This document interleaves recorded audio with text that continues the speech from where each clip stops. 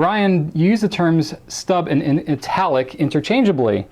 I noticed that with the new vanishing point stub, which in your video you term stub, but when you try to order on the site, it's a 1.1 italic. I have a correction to what you said in your question there, Joshua. It's actually 1.0 millimeter italic, that's what we say on the site. Several sites make a distinction, like Binder and Masuyama, between stub and italic. What gives?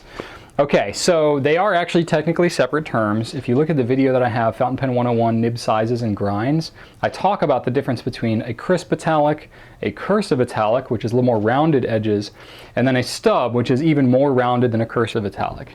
Now, there is definitely some subjectivity as to what constitutes a stub versus cursive italic and all that. Crisp italic is pretty well defined as to what it is, but there's really no pen manufacturer that makes a crisp italic. It's pretty much of a specialty grind, and the problem is if you aren't really looking for a crisp italic, it's going to feel really scratchy, and it takes a lot of practice and stuff to be able to write with those. So pen companies don't make crisp italics because the return rate on those would be astronomical, because everybody would think that they're scratchy, because they are.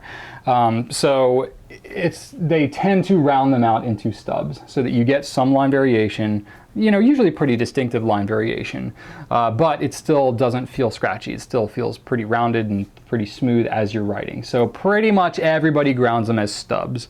Now, as to what constitutes a stub versus a cursive italic, it gets really subjective, and honestly, I can't really make that distinction. I'm not a nib dude to be able to tell you, like a nib dude, that's an official term. So I don't know that I have the, you know, whatever ability to clearly distinguish between a stub and a cursive italic. But in general, most stubs coming from the factory, if you will, are going to be ground fairly similarly in terms of the roundness of their edges and so on, which is really what we're talking about here as the distinction. So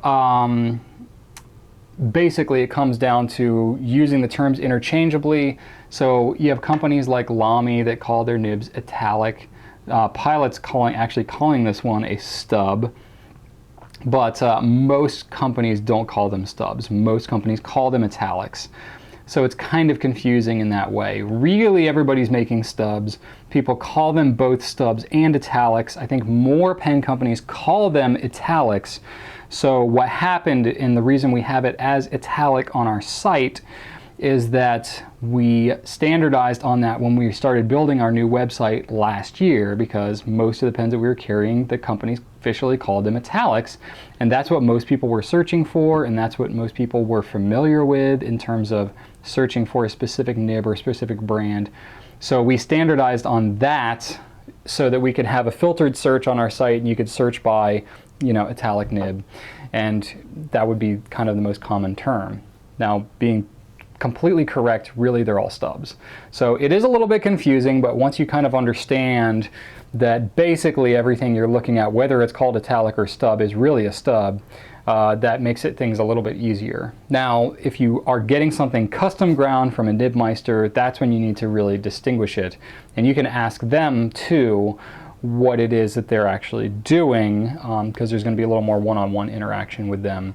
And if you ask them for a italic, that's going to mean something different than what most companies are grinding. So it is confusing, I know, and I'm sorry, and I know I'm really not helping with that, with the way we have our site structured, but it's a kind of thing, like it's not a industry standard across all brands, so it's pretty much going to be confusing no matter what until there's some kind of standardization, like there ever will be. I don't know, there's no government regulation on these things, so it just kind of is what it is. You have to just kind of know what you're looking at. Cool.